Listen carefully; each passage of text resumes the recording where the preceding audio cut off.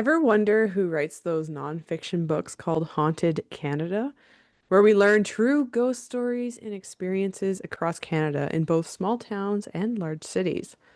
Well, tonight, Joel A. Sutherland, author of a number of the Haunted Canada books, among other horror fiction, is actually on the show with us.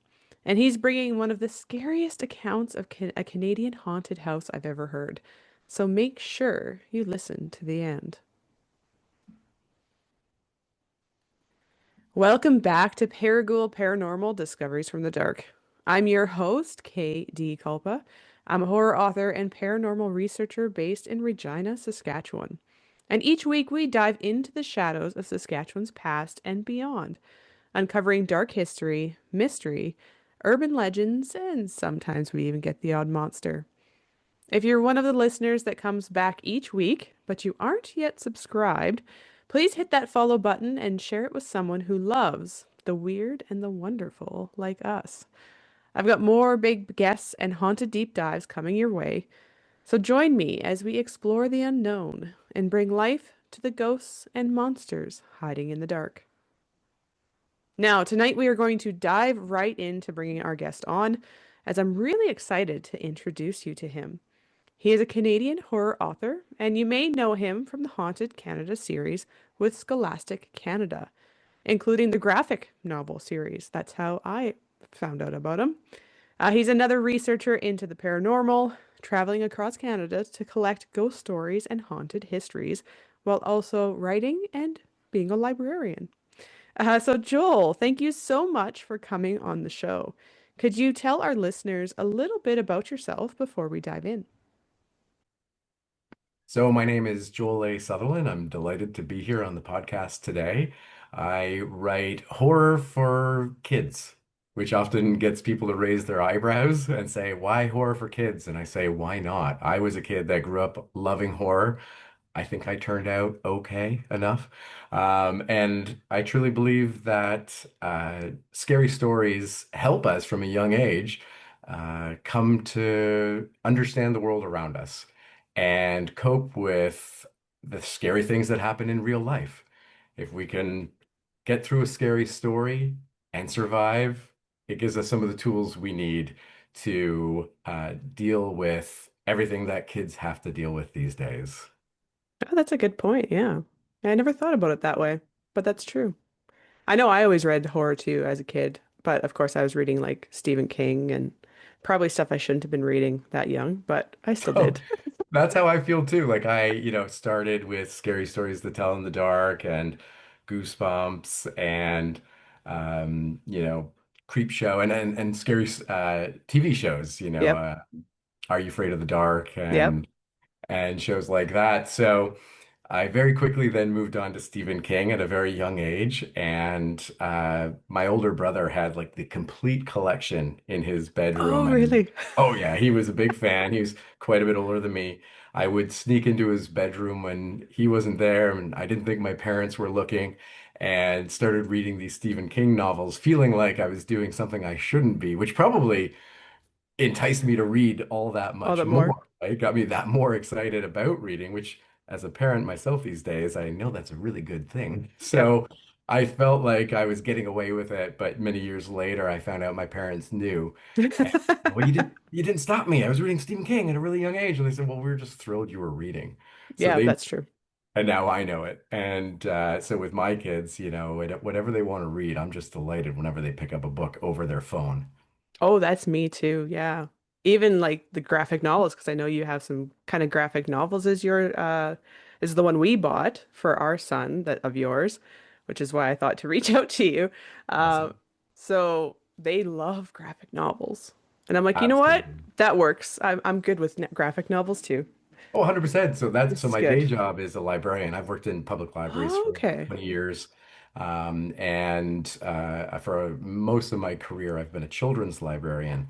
And gee, it wasn't that long ago, just over 20 years. It's not really that long ago in the grand scale of things, but back then there was still a bit of a lingering concern that, oh, kids shouldn't read graphic novels, kids shouldn't read comics. That's not quote unquote real Real reading. reading.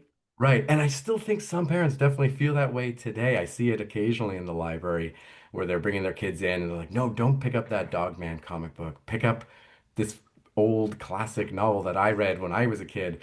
And I feel like that's just doing the kids a disservice as long as they pick up what they love to read. I mean, when I was a kid, before Goosebumps and Scary Stories to Tell in the Dark and eventually Stephen King, my love of reading came from comics. It was Batman and Archie and Yep. X-Men and Spider-Man. And that's where I started to read. And yeah, I still love comics to this day, but I started reading other things too. Yep. And I'm sure if somebody ripped those comics out of my hand and said, no, that doesn't count. You have to read and put in a big chunky novel. I don't know if I'd be, and literally an author librarian. Like my whole life Yeah. is writing books and lending books. So Yeah. so yeah, comics absolutely. Like the respect for them has definitely increased of late, but and certainly the popularity is wildly off the charts for them. Yep. But absolutely, if you have kids and they pick up a comic, get them 10 more. Well, exactly. Yeah. Yeah, even my oldest, he's now 14. But he started in the Dog Man and the Captain Underpants. And we were fine with that. We're like, cool. And now he reads manga, like he does manga series like crazy. But he also reads like the epic fantasy books. He loves epic fantasy. Awesome. So we're like, it works. Okay. Like now you're reading novels, no problem. I'm not worried about Exactly. it. Amazing. Yeah. But I guess what got you into horror for like children or middle grade? Would it be middle grade more? I don't know. Yeah. Yeah, middle I grade, should right? say, I said that I write horror for kids. I should Yeah. talk a little bit about my books so people know. What I'm most well known for is certainly middle grade. Yeah. So that's sort of 9 to 12-year-olds. And my most well-known popular series is the Haunted Canada series, Yeah. published by Scholastic for over 20 years now. I've written, well, the series is up to 12 books in the main series. The main Right. series, they're nonfiction books, so they are true ghost stories of locations from across the country. I have to quickly say I didn't start the series. An author named Pat Hancock wrote the first three, and I took over from number four and have gone up to 12.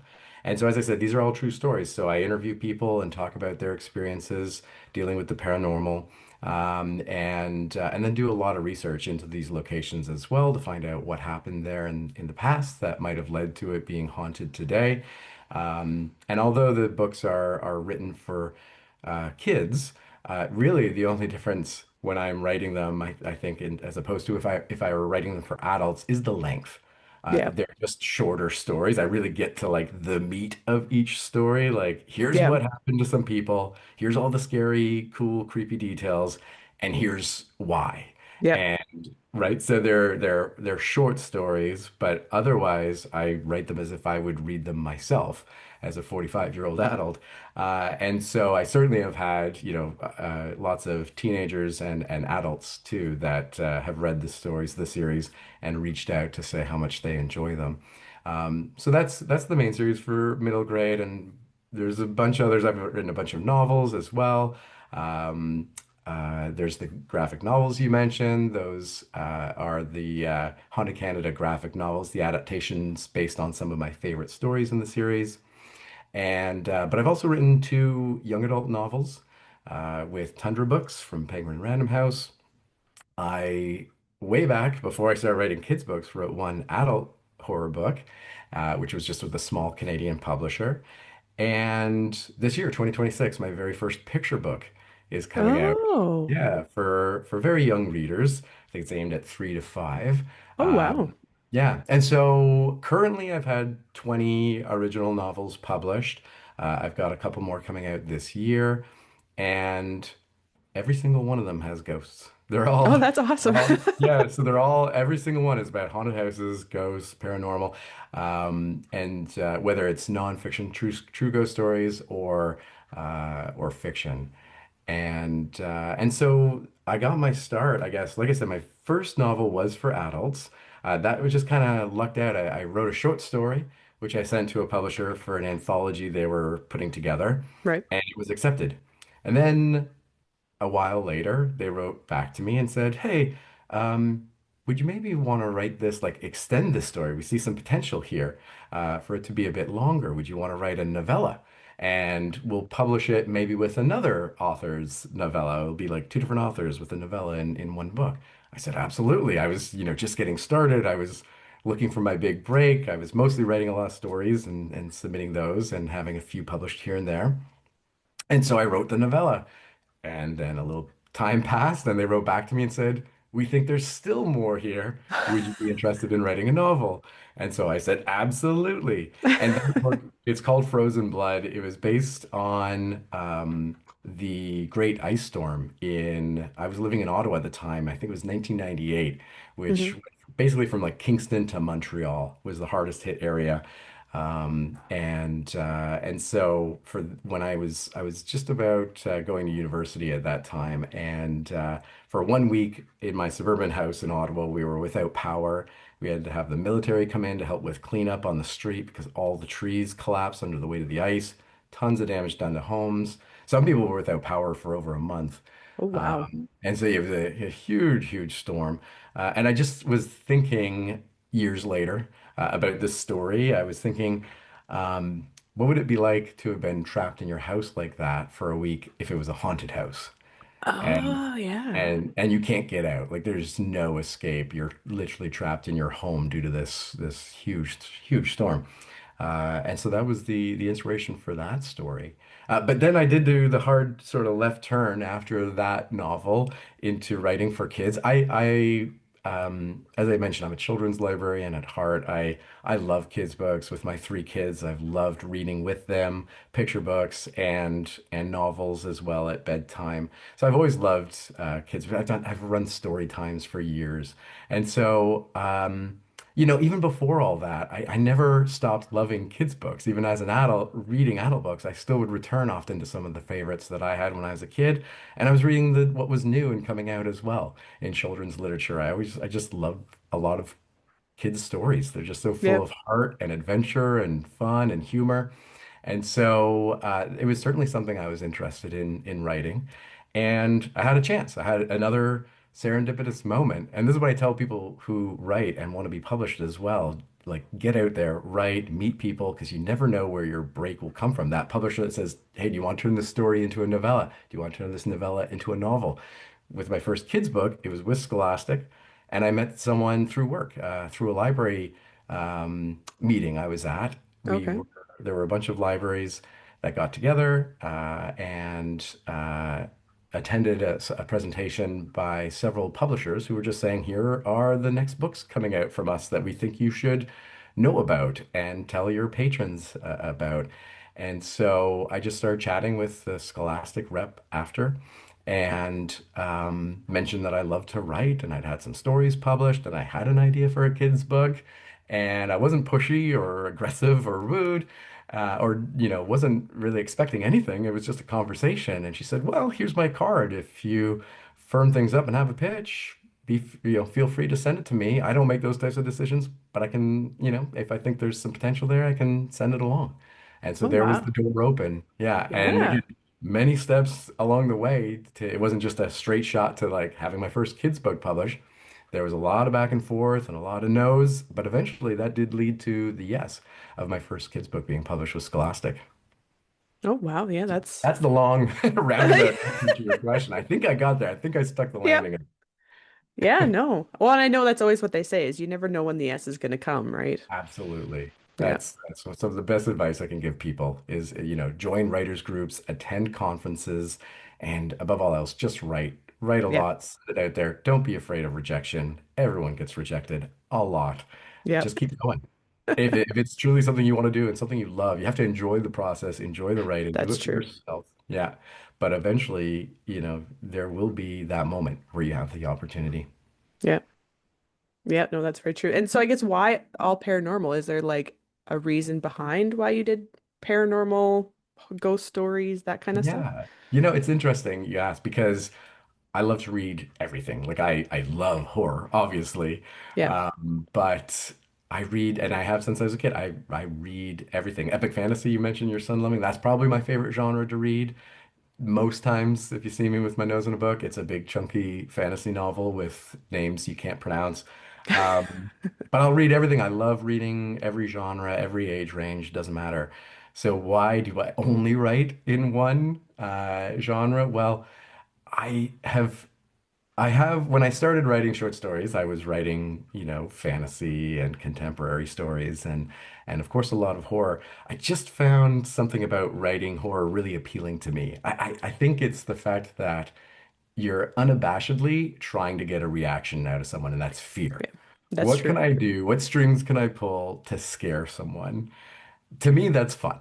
Yeah, Whenever I sit down to do it, it's a bit of a puzzle and a bit of a challenge, and so, I'm trying to write realistic characters and I'm trying to come up with really interesting plots and I want to make sure I have interesting settings, but through all of that, my number one question on the back of my head is how do I make this particular chapter as scary as it could be? Whether it's a slow burn, like it's something that's just going to yep, make someone feel anxiety, or it's a full out like jump scare after jump scare, or even a gross out scene, like something really nasty happening to someone, right? To get that fear reaction. And so I've always enjoyed that when I'm writing, absolutely. And eventually, after a few books, I started to get a reputation, right, as someone who writes scary stories, yep, and and I found it just helped for my brand a little bit that if I continued with that and leaned in really heavily because I was enjoying it anyway. yeah, So that way people know when they pick up one of my books, especially kids, they know what they're going to get. And so the kids that are looking for that, they'll come grab my books. And so I think that's sort of the reason. It wasn't really intentional at first. It was just more organic. yeah. Oh no, that's interesting. Well, I guess how did you get into like the haunted Canada kind of Mm, realm? Because I know paranormal's like getting really big. Um, absolutely. and I've been in it for not investigating, but more the research. I love the research too, which is why I started this podcast, is I love the ghost stories, but I love the stories behind the ghost stories. And I find that's just a fun way also to learn the history of Canadian towns or Canadian like the way we've be evolved as a nation kind of thing. Absolutely. Well, you hit the nail on the head there. I speak to so many teachers who use Haunted Canada in the classroom Hmm. because they know that the ghost stories will hook kids and pique their interest, but then they're secretly learning Canadian Yeah. history.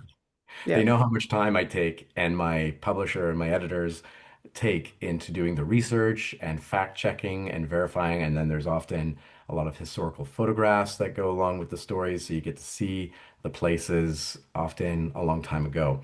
And so it's a way to learn about the world around us and specifically about Canada.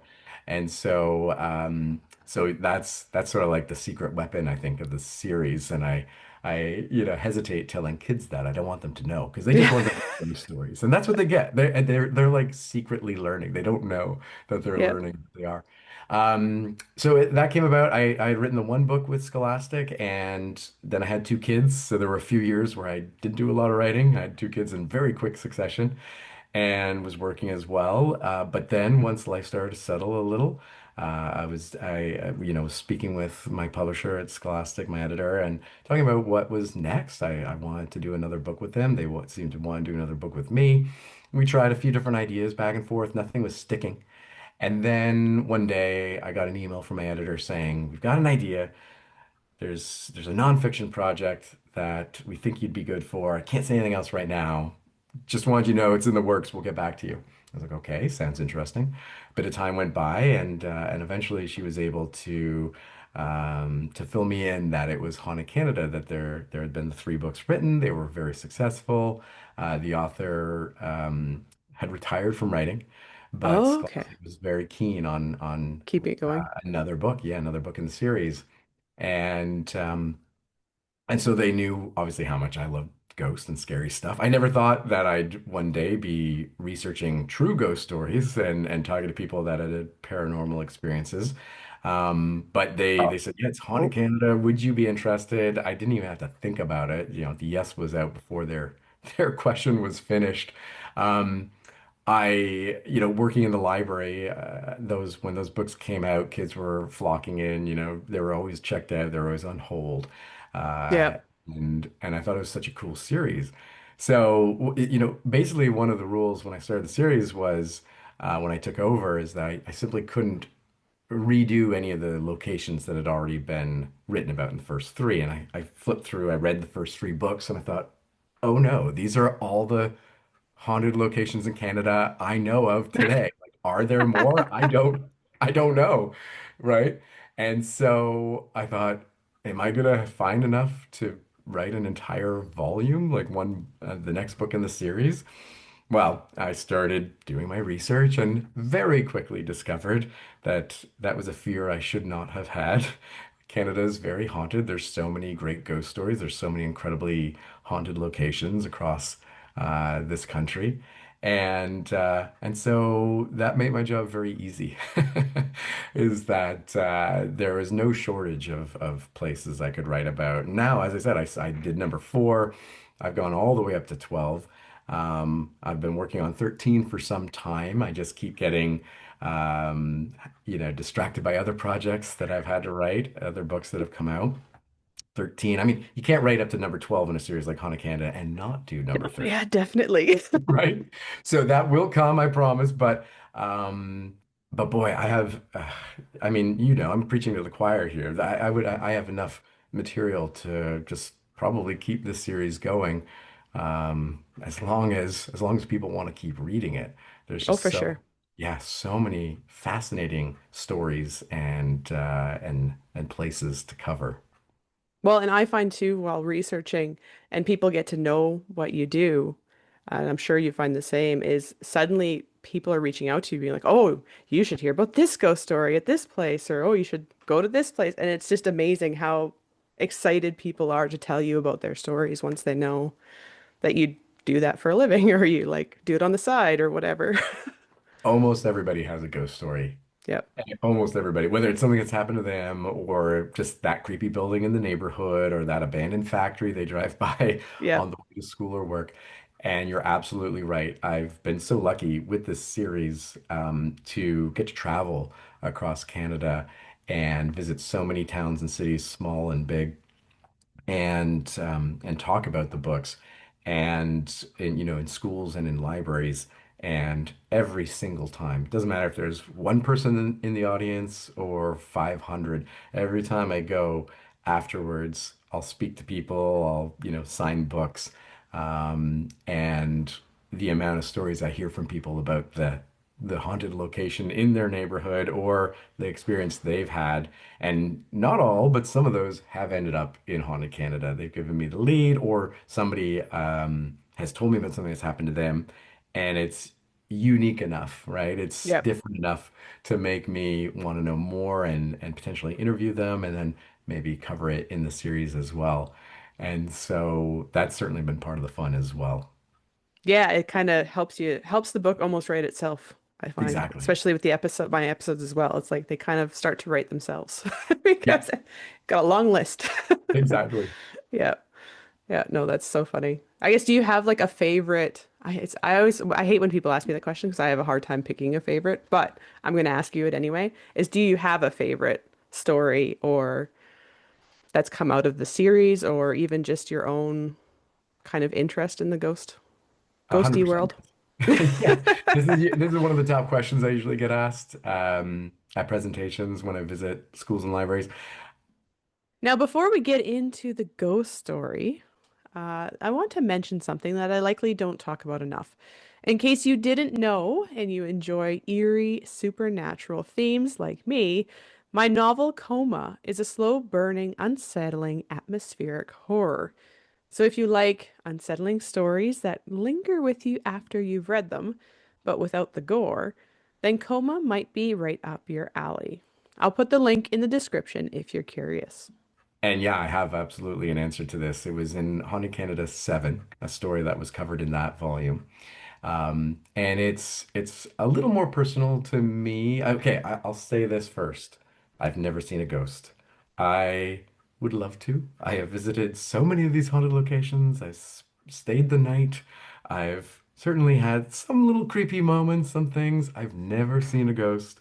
I don't know if I don't have whatever it is, the ability to see them, Yeah. or they're avoiding me because they don't want to end up in one of my books. Who can say? But I've never seen a ghost. It doesn't mean I don't believe in them, especially after speaking to so many people, also people I know, like family and friends that have had very convincing things happen to them that they're certain, we're not just a creaky old building or a cold draft Yep. or any other sort of explanation. And so although I've never seen one, I do believe in ghosts. Um, but this one story, as I said, was a little more personal to me because it came about through work. I was working in the Georgina Public Library at the time, which is about 40 minutes or so north of Toronto, a very sort of rural community, small town. Hmm. The library was in the hockey arena, just to give you an idea Oh, okay. of the type if you're not from the area. Yeah. And so one day at work, one of my staff members came into the offices and said, Joel, you got to come out and speak to this woman. And I said, okay, does she have a complaint? Is there like something I can do? And she said, no, her house is haunted. And I was out of my seat within record time. So she had come in, her name's Tony. She had come into the library and she wanted to find out some history of her house. And, I certainly encountered that request a few times over the years Hmm. working in libraries, so nothing unusual there. And so the library is often a starting point, and we can direct people to where they find their public records and accessible documents. And so we're always happy to do that. And it helps if we know why, right? Yep. Whenever somebody comes in and asks a question, they usually just ask the question. And to direct them to the most appropriate resource, we in libraries ask the people a little more info so we can make sure we get the right info they need. And so eventually Tony said she wanted to know what had happened in her home, anything untoward or malevolent in the past or criminal perhaps because her house is haunted and she wanted some answers and about why this might be what had happened there before. And so I come out, I introduce myself to her. I say, I'm not only, your friendly neighborhood librarian, but I'm also the author of Haunted Canada. And so, yeah, I'd love to hear more about your house. We spoke for about 5 minutes in the library that day, and I knew within that short amount of time that hers was likely the most haunted house I'd ever heard of Oh, in wow. Canada. Yeah. Yeah. And I assumed maybe she'd just moved in, right? And then she's like been there for a few months and had all these experiences and she now needs answers. So I asked her, and this was maybe around 2015 or thereabouts. I asked her how long she'd lived there, and she said 1991. I Oh, said, "Wow, wow. how have you lived there that long with like this level of paranormal activity?" And she said, "The ghosts won't let me leave." I said, "I need to know more." Yeah. I need to know more. Um, and so I interviewed her a few days later. She asked if I wanted to go to her house. I did not at the time. I was happy to go to Tim Hortons and get a Yep. double double and sit and talk with her because I should say the types of stories she was telling me, they were really creepy. Like most of the time I talk to people and the stories aren't what I would think of as being scary. And even the people I speak to say they weren't scared. Yep. Often I even speak to people that live in a haunted house. They say they would never leave. They love that they feel that they're never alone, that there's always a warm, welcoming presence about them, and that's lovely for them, but not always lovely for Haunted Canada because so many of the Yep. people reading these books want those scary stories. I include those types of stories, and but I'm always looking for those really creepy stories, those ghosts, those spirits. That let's just say it, they're out to get the living for one Yep. reason or another. Whether it's yeah, like a poltergeist that's just trying to cause mischief, make noises, move things, bang doors, like just freak people out, Yep. or a ghost that actually attacks someone. And so Tony's house, the ghosts were attacking. Oh, I'll, wow. yeah, again, this is my favorite story to tell, so I'll dive in. So since 1991, she had encountered, and her family, and all her friends, anyone that had basically gone over had encountered a host of ghosts, all kinds of different spirits. It wasn't just one or two. It was they would often come back, but there were many that would come once, and there were many that would come a few times and then never be seen from again. Some of them were fine, maybe a little scary, creepy, but like didn't actually attack her. There was one that had come over the years that they all called the Peekaboo Boy. He loved to run around the house playing hide and seek, hiding behind furniture and jumping out just as you're like going to bed or settling in to watch a movie. And so, although he never hurt anyone, he was certainly unsettling.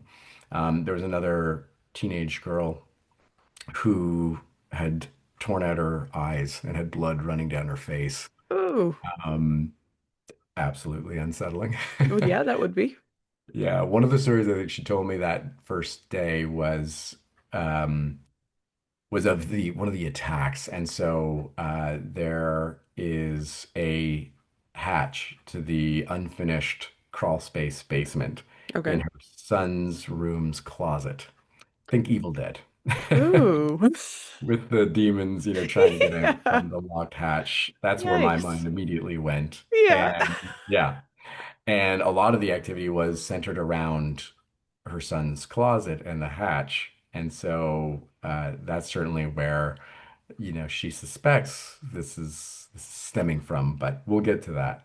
So early on, not too long after they had moved in the 90s, Tony was watching TV in the family room. It was about 11 o'clock. Her son was only a few years old at the time. He was asleep in his room down the hall. All of a sudden, she hears him screaming like bloody murder.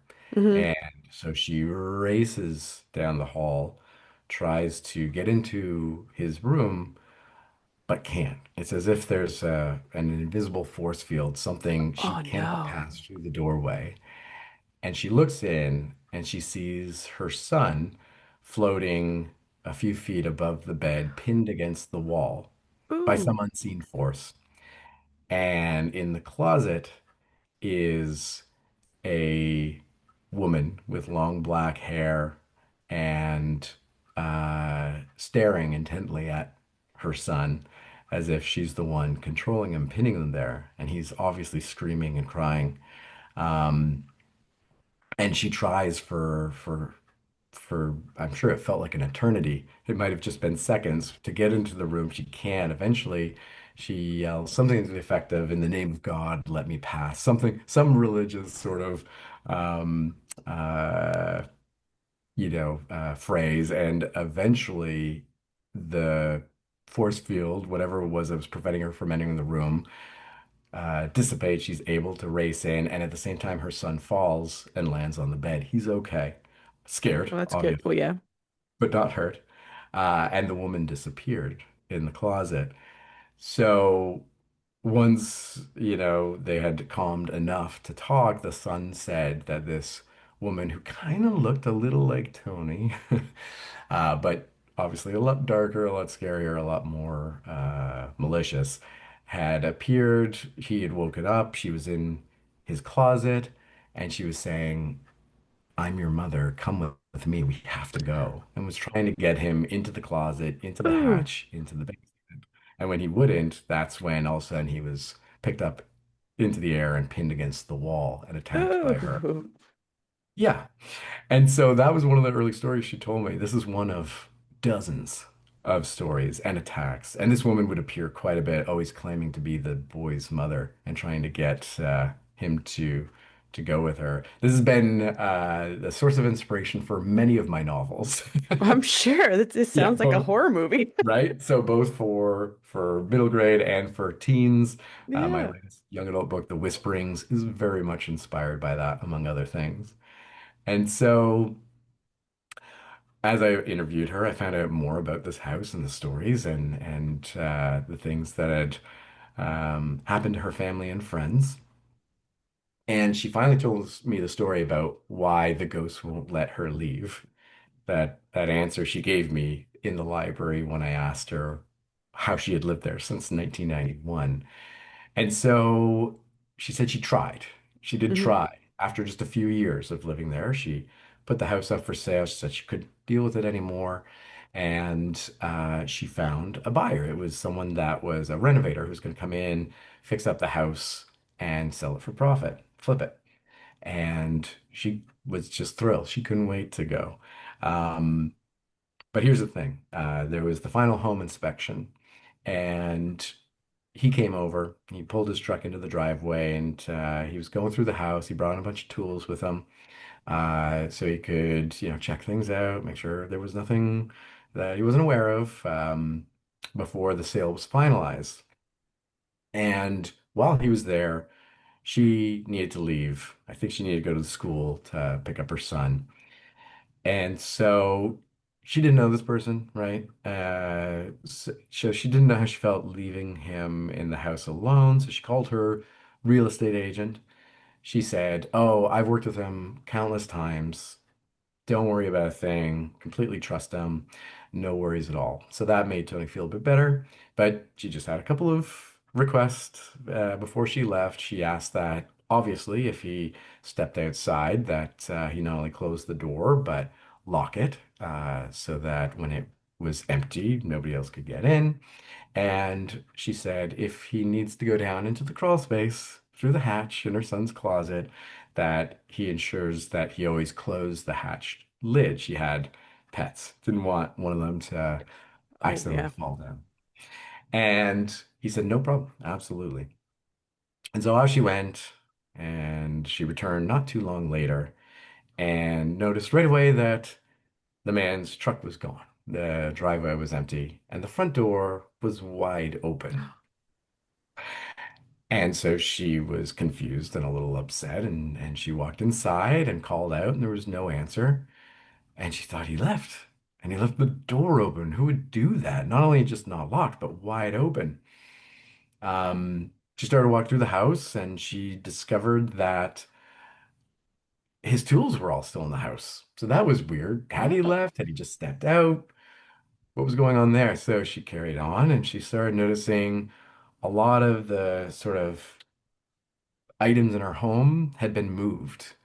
And oddly, like one of her son's room, I think it was, there were some teddy bears. They were all standing on their head. Like, why would he take teddies and put them upside down? Things of that nature. In the closet, the hatch was also wide open. The second rule had been broken. yeah. And I'm gonna quickly say, because I'm sure there's some people listening that are animal lovers, as I am as well, and the pets were fine. They did not escape through the open front door. They did not fall down through the hatch. They were okay. But the hatch door was open as well. And so she peered down to see maybe he was down there and had hit his head or had a heart attack or something. No, he wasn't there either. But there were tools around in the crawl space as well, a light, things like that. And so she got on the phone, called her agent, and explained what happened. She said, "Okay, I'll get in touch with them and get right back to you." So a couple minutes later, Tony's phone rang. It's the agent returning the call and said, "Yeah, I spoke with him. And unfortunately, I have bad news. He's backed out of the deal." And Tony was obviously upset about that, but the main concern was the door, the hatch, like Yeah. what had happened. She was really mad at this point now, saying, "Why did he leave like this? Plus, all the stuff's still here. Like, what happened?" And the agent said, "Oh, he couldn't talk about it. All he said is, that lady is crazy for living there. I'll never return. She can keep my tools." No way. Yeah. So he's willing to just abandon hundreds of dollars Everything. of equipment because he doesn't even want to show up and pick that stuff up off, say, the front porch. He's Oh, not wow. coming back. So obviously, you connect the dots. You know that he was in the basement through the Yep. hatch in the closet where most of the activity had been reported over the years. Most of the scariest stuff had happened. He clearly saw something, Yep. ran out fast enough to leave his stuff, leave the door wide open, hop in his truck, and drive away. What he saw, we don't know. That's But this is crazy. someone, yeah, this is someone coming into the house. This is not someone that lived there that, if you're a bit of a skeptic, you're thinking, oh, maybe they're embellishing, maybe they're making something up, maybe they got some other motive. This is somebody who's going to buy the house, who refused to return, was willing to walk away from several $100s worth of tools. And so a little later, Tony did return to the library. It was before I had published the story in Haunted Canada 7. I called it You Can Never Leave based on what she told me What that she very said. first day that she couldn't leave. She felt that the ghosts she did try and like sell the house a few more times. Every time the activity would like go haywire. It would be Oh, terrible. It would be horrible. really? Yeah, yeah, things would happen that would botch every single sale or prevent people from coming. And it was worse for her and her family too. After a few weeks or months, things settled down and they were okay for the most part. Yeah. Um, Not great, but okay. And anytime she started to like try and sell the house, things would really ramp up. So she kind of came to realize that for whatever reason, even though the ghosts were still terrorizing her, they were they wanted her there. They Yeah. did not want her to leave. And so that's why she felt I can never leave. I'm here forever. So she did find some information about the history of the house. She went to nearby city, Aurora, got the public records for the home.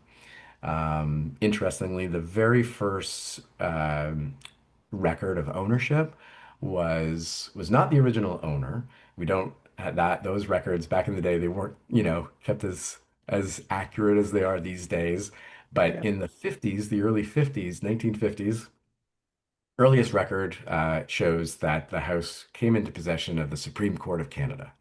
Don't know why. Oh. But again, probably nothing good, I Yeah. would Yeah, not a assume. good sign. Not a good sign. So the Supreme Court of Canada owns the house in the early 1950s and they sell it. And somebody moves in and they move out 3 months later. And somebody moves in and they move out 6 months later. And somebody moves in and they move out a year later. And somebody moves in and they move out 4 months later. From 1950, Yeah. essentially, to and her family moving in 1991. The longest anyone lived there was 2 years. Many people lived there for 3, 4, 5 months, and they moved out. Wow. Again, we don't know why. I'm not able to contact every single person that lived there, but the fact that people moved in and out that rapidly, come on. Well, yeah, We know that's what's going on, unusual. right? That's Yeah. unusual. Yeah. I've never heard anything like that before. I couldn't believe it. I saw the record for myself. I wouldn't have believed it if I didn't see it. But sure enough, boom, boom, boom, boom, boom, people moving in and out with that rapid succession painted a very clear picture in my mind that people moved in, they were like, nope, I'm out, I'm gone. They sold it, they moved on, and this cycle repeated until Tony moved in. And for whatever reason, even though she was attacked, she was terrorized, she was scared, so much to the point that when I met her in the mid 2010s, she, in decades, hadn't slept in her own bedroom because Oh. the closet that shares the wall with her son's closet also was constantly filled with ghosts. Um, and she would see, she would close those doors. She couldn't stand to go in there. She would sleep on the family room couch. And when she needed to get dressed in the morning, she would literally run into her bedroom as quick as possible to grab her clothes and run out. And pretty much every day she'd see the handles rattling as if something was trying Oh to get my out of the goodness. closet. Of the closet. Oh, Yeah, that gave me she's like a chills. prisoner in her own home, right? Yeah. But for whatever reason, the ghosts want her there and they won't let her leave. And so that Wow. easily is, one of my top stories. It's got that personal angle that it came about naturally and that I met Tony, met many of her friends, family, talked to them. I kind of regret not going to the house now. Looking back, Yeah. I wish I had. You Um, might have seen your ghost. I might have seen my ghost. I know. Maybe you don't want to see Um, the ghost there, but you might have right? seen it.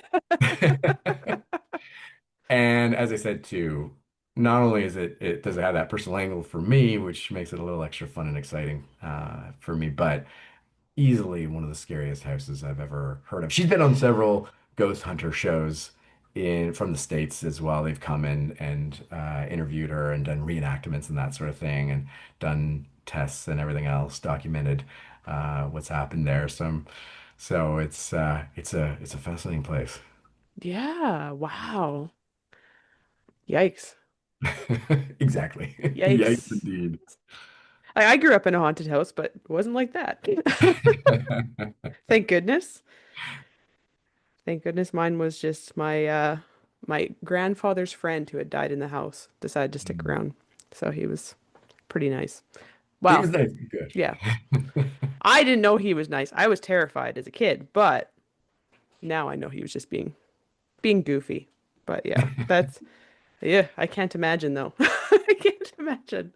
I know. And my our paths had crossed a couple more times over the years, mine and Tony's, and I would ask her, "Are things still happening?" And she'd say, "Absolutely, yep." Oh, And she'd be again with friends or family, and they'd all nod their heads and say, "Yep, I've seen this, I've heard that, I've felt this, I've seen that." wow.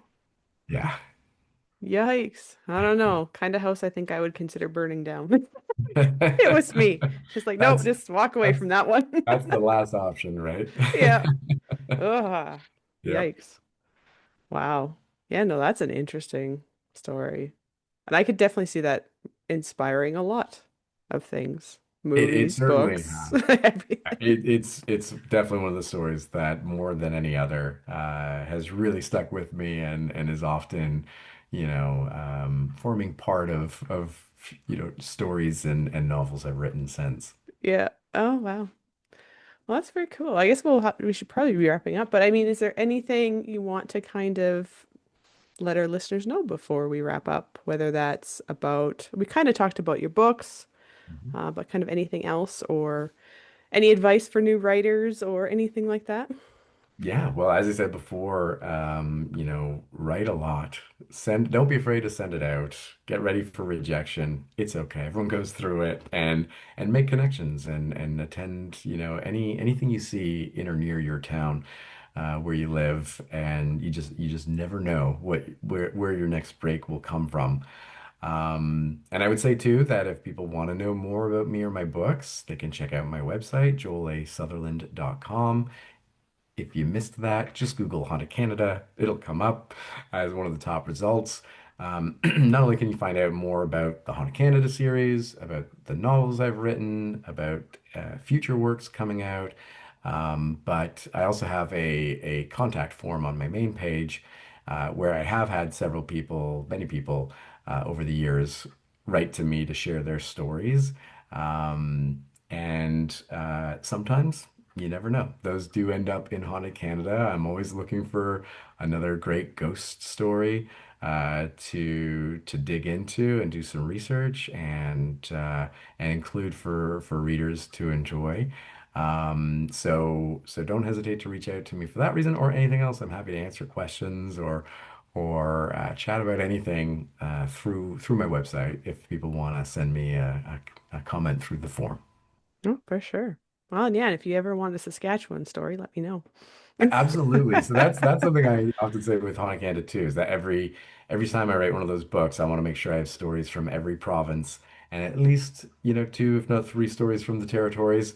A little harder sometimes to Yeah. find stories from the far north of Canada, but it's important I at least have a couple in every volume.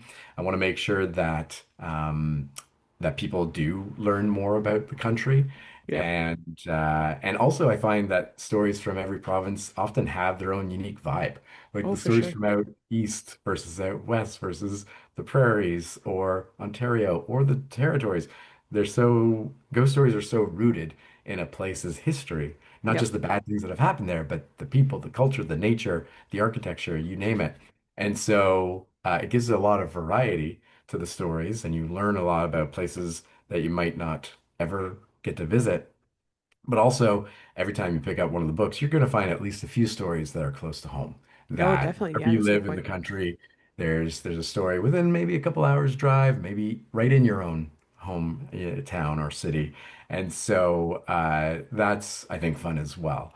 Is that you get to maybe find out about some places that you do know of. You get to find out some more of the history or details or what people have experienced there. And maybe you find out about places that you've not heard of before, and it's now on your radar. You could go check out, see it for yourself.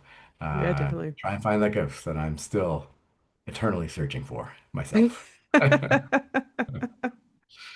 Well, good luck. Hopefully you eventually get that one. Thank you. I appreciate it. One of these days it'll happen. Hopefully not like that house, but Exactly. a More nicer like ghost Casper. maybe. Let's meet Yeah. a friendly ghost. I'd be Yeah. good with that. Awesome. Well, thanks so much for coming on the show. Thanks for having me. It was a pleasure. Now, make sure you check out Joel's website, as he mentioned, which I also put into the description to make it easier for you to find. And check out his books if you're interested in learning more about the Canadian ghost stories. I know I'm definitely going to be buying the Haunted Canada in this series that to read more about the story he read or he shared with us tonight because wow, was that creepy? It was just absolutely terrifying. But before I sign off, if you're interested in local paranormal history, I've put together a free YQR Haunts guide you can download from my site. It includes the top haunted places you can visit if you ever find yourself in Regina. And for anyone who likes being in the inner circle, this will also add you to my email list where I share things first, whether that's book releases, events I'm speaking at, or even first access to our ghost tour tickets that go before they go public each year. I'll leave a link to it in the description in case you want to check it out. And before you go, I just want to say thank you for being here. Every listen, every share, every bit of support helps me take this podcast further, interviewing bigger names in the horror and paranormal world, traveling to haunted places, and creating more behind the scenes content just for you. So if you haven't already, make sure you subscribe, leave a review, and share it with a friend. I'll keep doing my part to make this show something special and weird and creepy as best I can. So stay tuned for more episodes where we uncover secrets, unravel mysteries, and delve deeper into the shadows. This is Katie Culpa, signing off. Until next time, my ghouls.